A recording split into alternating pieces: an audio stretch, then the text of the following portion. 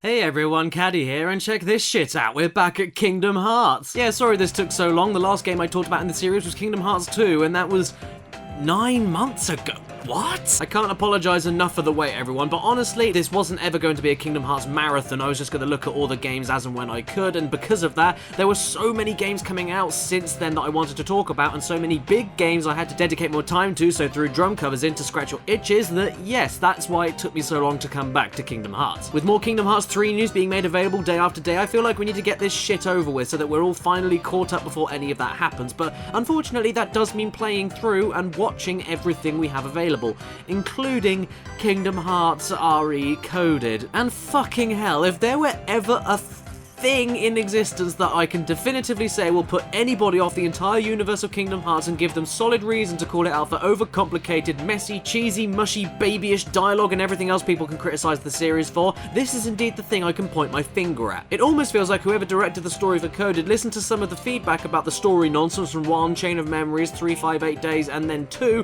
and then just decided to make a story that captured every single complaint and made it a real thing. No joke, I couldn't stand watching this fucking thing, and let's be perfectly clear before I get into the nitty-gritty. I am not playing the game itself because I'm still covering what you can buy on the PS4 remastered collections that are essential for the entire Kingdom Hearts story before 3 comes out. And much like in 358 Days, the team decided to just give us remastered cutscenes of the story for Coded. This means I'm not comfortable technically calling this video a review, and there will be no score of the game because that's just unfair of me to judge the entire thing based on the cutscenes, but I can introduce them by saying that these cutscenes are based on the DS remake of a Japanese-only mobile phone game simply known as Kingdom Hearts Coded, which I will be referring this entire story to from now on. Yeah, how'd you get more confusing than 1 on PS2, the sequel on Game Boy Advance, the next chronological game on DS, the number 2 on PS2, and then the follow-up on fucking Japanese-only mobile phones? No wonder people were lost all those years ago. As far as I could research, the game looks pretty damn good for a mobile game, and the DS remake is very similar in style to 358 Days, which is visually impressive as well. But as far as gameplay and story together is concerned, Coded received mixed reviews all across the board. And I can see why, because I wanted to stop watching this at so many points, but knew I'd be totally lost if I didn't, so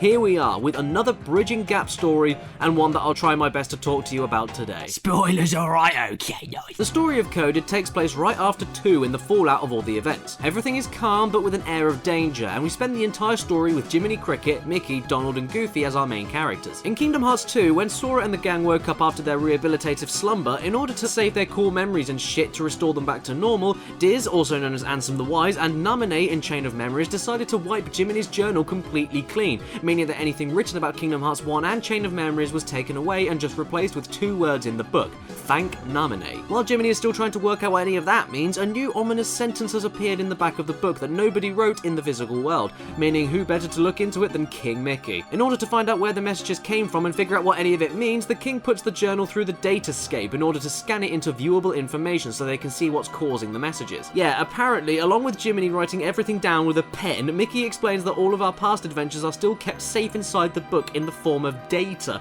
which I really don't get, but whatever. I could suspend my disbelief for the sake of it at this point of the story. When the book is explored into, they find tons of bugs and corrupted data that needs fixing in order to restore the recorded virtual adventures back to normal and hopefully find out where these mysterious riddles and messages keep on coming from. So to do that within the data of the book, they enlist the help of Data Sora, who is another main character to this story, but not the same Sora we've developed over 1, Chain of Memories, and 2, so is just a stale, redundant, and boring husk who needs to re-ask absolutely everything we already know, just padding out the cutscenes even more than they're already padded. Plus, he's Data. He's not even real. I don't care about him. When Data Sora reaches a certain point of the book and uses the digital Keyblade, unbeknownst to the real-world Disney troupe until later, they get sucked into the datascape themselves, and at that point the rest of the story is not only about saving the book and finding out who's writing the messages, but getting the real-life guys back into the real world, with the help of the journal's digital consciousness in the form of a digital Riku. Oh yeah, Pete and Maleficent from the real world are also stuck in the book, causing even more trouble with the Heartless. So you may be wondering, with a relatively simple premise, how is this stretched over 3 hours? Well, honestly, by being pointlessly convoluted, having tons of scenes between virtual characters that have just been created,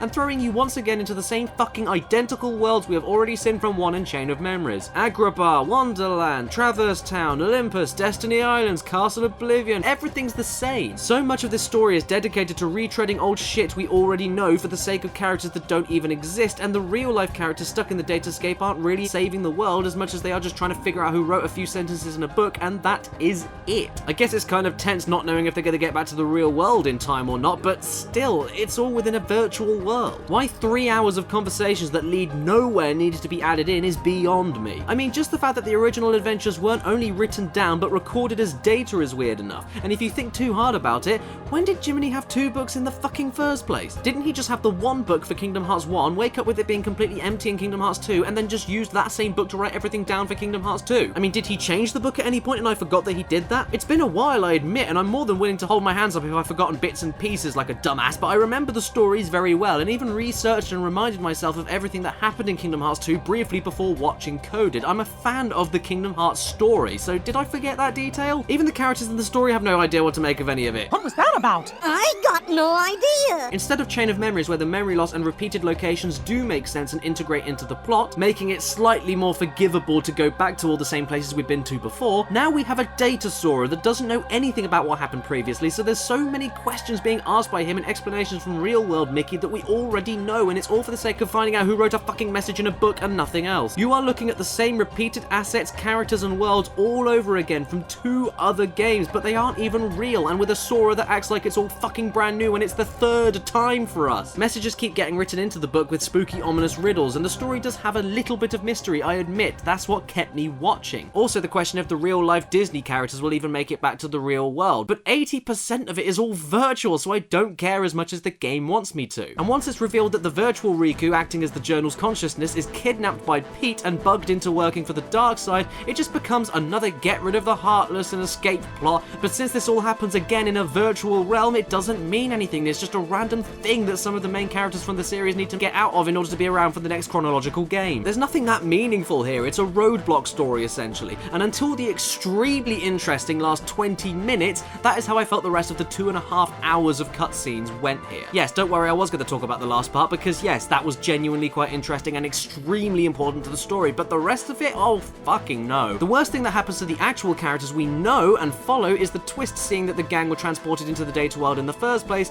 and then need to fix the book in order to get out. But the Heartless only appear because Pete got in at the same time, letting Maleficent in after him, which is fine and everything, but I have one question. How did one of the worst and dumbest bad guys from Kingdom Hearts 2 get into the mighty stronghold of Disney Castle and nearly into the king's quarters before getting accidentally sucked in? In fact, now that I think about it, it was never explained what happened to Pete and Maleficent after 2, where they decided to save everyone at the last minute from a massive army trying to stop Sora and the gang. So did they just survive that? Where did they go? Why is no one asking any questions? Again, I'm more than happy to admit if I've missed a detail here, but I don't think I did. Where have they been all this time? I watched all the Kingdom Hearts 2 cutscenes before going into this, and there's just no explanation. The mushiness of the dialogue is also here, but it goes overkill in a few places, with my favourite example being with the uncharacteristic speeches from the real world Goofy. Not that I have a problem with what he says necessarily, and he's not saying anything that other characters in the series haven't said before, but he hasn't said anything like this before, and it's new levels of cringy cheese, even for Kingdom Hearts, when you hear Goofy's voice saying it. We've all got Sora's heart right here inside us. He's in our hearts as much as we're inside of his. Sora is our friend,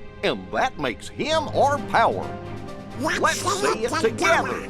My friends are my power. Data Riku also has moments of questioning and doubting itself, but it's a journal in data form, so what does this add or mean? And even better, despite these shells of data characters taking up most of the screen time, at the end they all get wiped and lose their memories of what happened in this story anyway, which is kind of like what Chain of Memories did, but that was gradual, worked into bridging 1 and 2 together, had an entire other group of characters to introduce us to and focus on that actually moved the plot forward, and everything in that story means a damn because everything was happening in the world that we already explored through and it's affecting the plot. Here though, it's completely different, and it's made even better by Datasora coming back into the story at about 2 hours or a bit in and being memory wiped back before he met anyone from Kingdom Hearts 1 all over again. So all he does is ask the exact same questions he asked 2 hours ago in this very same story and not know anything about anyone all over again. What a load of book. Oh, and even better, the message at the start that gets everyone curious and kicks the whole game off. That's all figured out, and it ends up taking you to Data Castle Oblivion.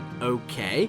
But then you fight against Data Roxas, and I'm just sat here wondering, how does this make sense? Because I thought we were in worlds created by Jiminy's journal from Kingdom Hearts 1 and Chain of Memories. Jiminy would not have written anything down about Roxas in this journal, because even in Chain of Memories, they never met him. Luckily enough, though, after all this nonsense, you discover that Ansem the Wise, or Diz, actually hid some special code inside the memories of Sora and kind of the book itself, revealing new characters that we've never seen before at this point, and that all need help related to the message from the beginning of the game. It turns out the bugs in the journal were all the unintended side effects to the restoration of Sora in the real world, and all they really needed to do was get the information from Data Namine to Data Sora in order for the real Mickey to see it from the journal and report back to Master Yensid. And as soon as this very interesting and actual consequential plot development comes in after 2.5 hours, I'm just left wondering why Diz/Ansem didn't just tell Mickey this himself. They had plenty of alone time, especially in 2. Why didn't he just say something? The secret ending also reveals what happens if a Heartless and Nobody of the same being is defeated. They return back to human form, leading to another revelation in a secret ending that Xehanort, Ansem the Wise's apprentice pretending to be Ansem in Kingdom Hearts 1, can time travel with the power of darkness to make everything work in his favour with the future, because he's been made whole again from defeating his Heartless state in Kingdom Hearts 1 and his Nobody state in Kingdom Hearts 2 in the form of Xemnas. At least that's what I managed to get out of it, and at that point it finally decides to bridge itself to the next story in Dream Drop Distance, where Sora and Riku have to go through training in order to take him down forever. But that's all I can say about the consequential stuff, because all in all, if you couldn't gather from my opinions, the ending 20 minutes is very interesting and actually moves shit forward, but the other 2.5+ hours or so is total pointless bullshit that was simply filler for Data Sora to retrieve the info he needed to pass on to the real world. That's it. And that is what the cutscene sets in Kingdom Hearts Coded on the PS4 are like. I can't really say much more than that. Like 358 Days, it's essential cutscene viewing for the story bridging,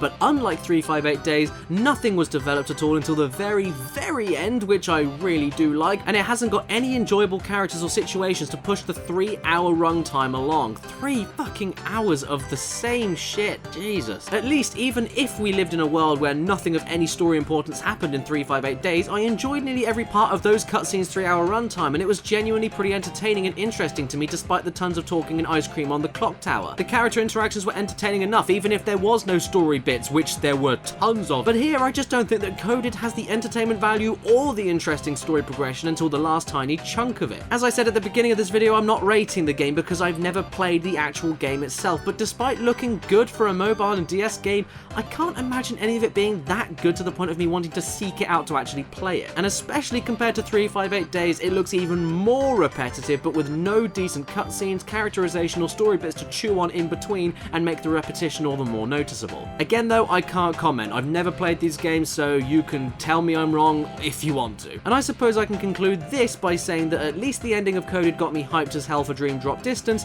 but even by just watching the cutscenes and not playing the game itself, I can safely say this has been my least favourite visit to the Heartless-infested Disney castle so far, and I can only hope it gets better with the next few games. If it's your birthday today while watching this video, happy friggin' birthday to you, and please remember to stay beautiful.